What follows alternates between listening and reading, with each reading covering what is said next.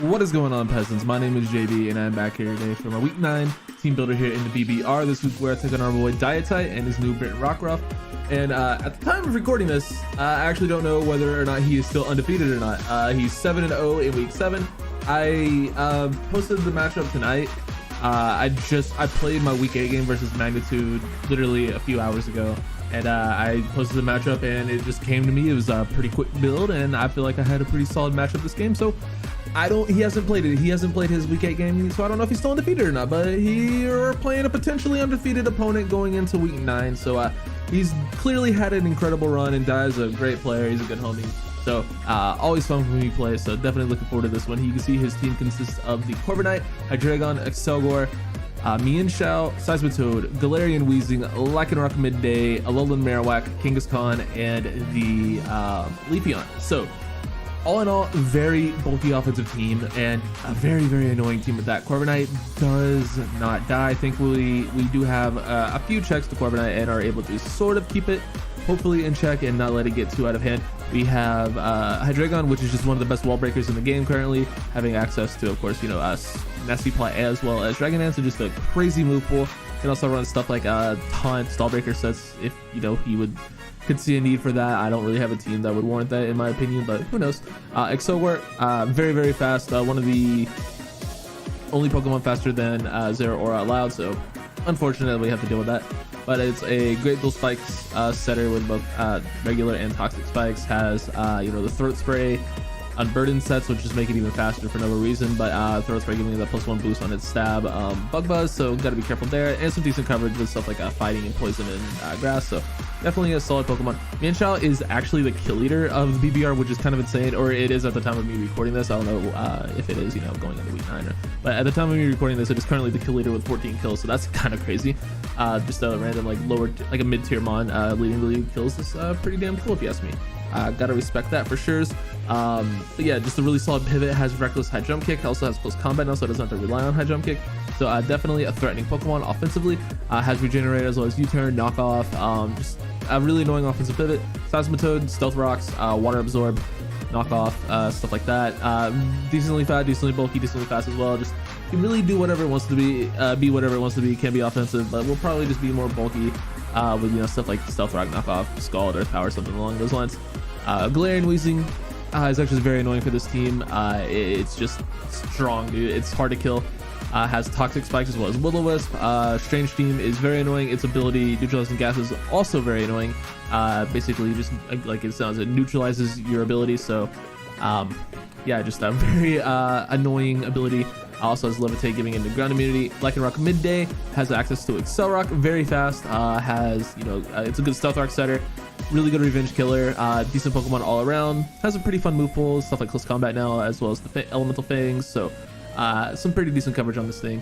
Alolan Marowak is an absolute tank, bro. It just takes hits and does shit tons of damage back.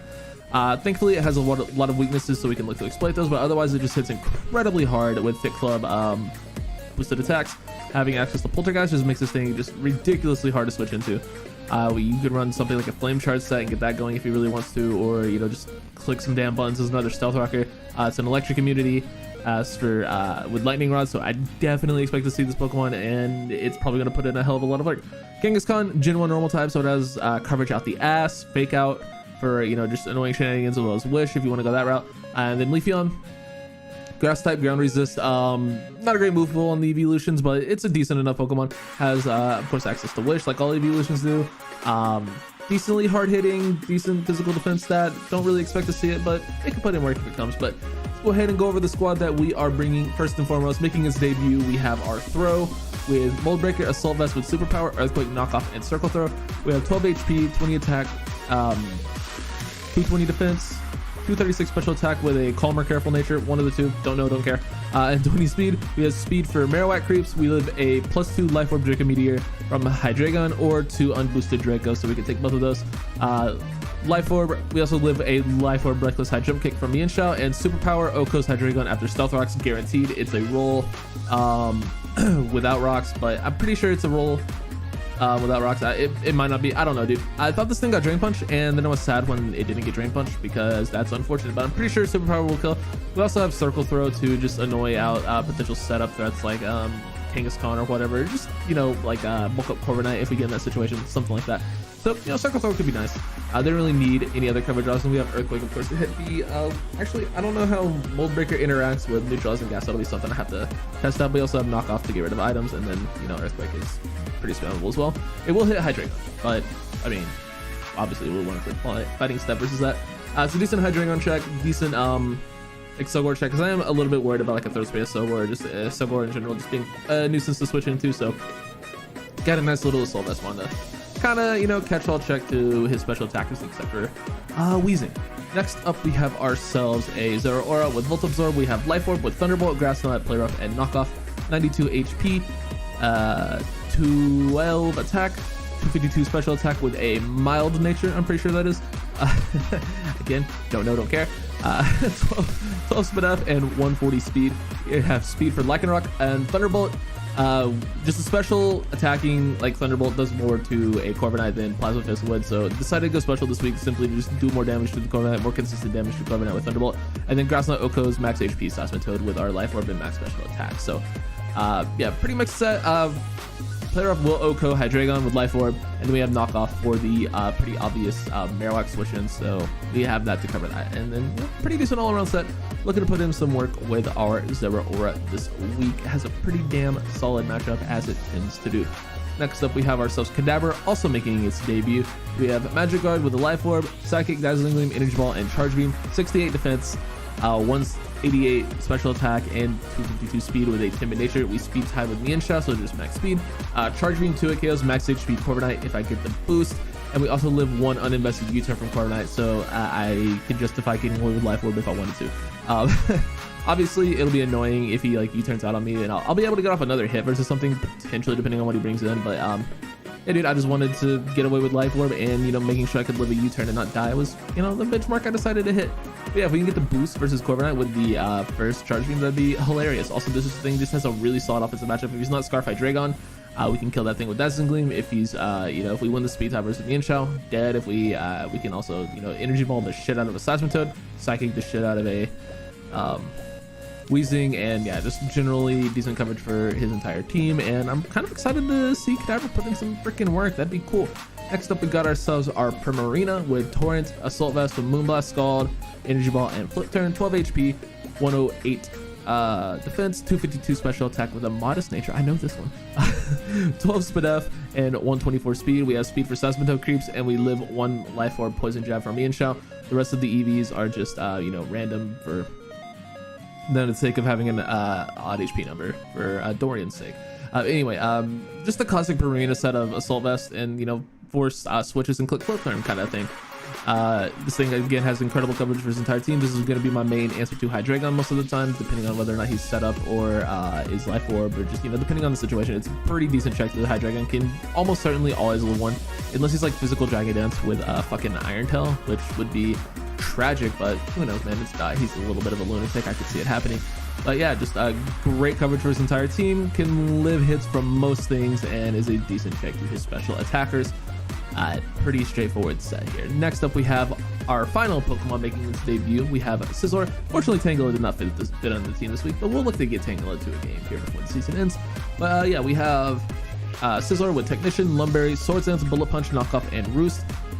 12 HP. Oh, I forgot to change the freaking EVs. Let me go ahead and pull these up for you guys.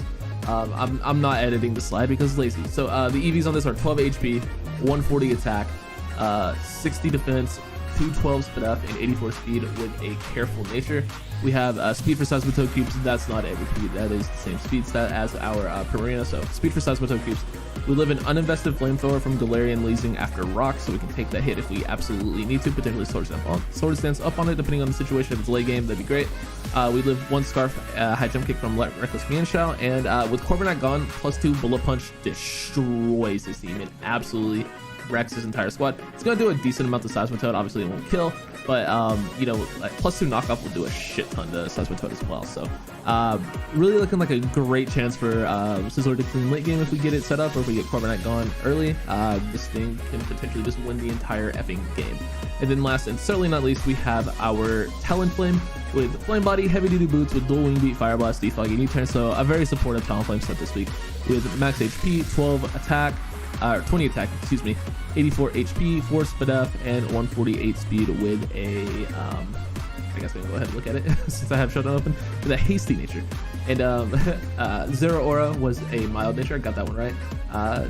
Throw is careful, nailed it, dude. I'm a nature guru. Primarina, modest, I knew that one. Yeah, dude. I got my natures down. I just don't care about the difference between calm and careful. That's really what it comes down to. Anyway, I just don't care to learn. Anyway, Talonflame, it has speed for Lycanroc, so we hit that benchmark. Not that it really matters because he's probably just going to click fucking Accelerock anyway, and we, you know, at best we can just U-turn averages it, but you know, might as well just outspeed the fastest thing that we can outspeed. We have special attack 2-hit KOs, like a mixed defensive Corviknight with Fire Blast, and then we have Defog for hazard control, and that's the main reason it's here. This would be a form of hazard control. I don't really want to deal with spikes from Excelgor this game because it can be very annoying to my team, because I don't really like having to take hits with the squad, and he does have some decent stealth rockers as well, both of which we can pretty much get away with defogging versus depending on his Seismitoad set. You know, we'll see. But yeah, dude, looking like a pretty clean team. Dia, like I said, is potentially still undefeated. I don't know, he hasn't played his week 8 game yet. As I record this, I'm recording it way ahead of schedule, but we'll see what ends up happening there. But I think I have a pretty damn decent matchup this game, and I think the team can definitely put in some work. Gonna be looking to get rid of Corviknight and clean with either Zero Aura or Sizzler, and just, you know, go to town with the team, man. It's looking decent. It's looking like a decent matchup for the squad. So very excited for this game, and I'll see you all for the battle tomorrow. Thank you so much for watching. Peace.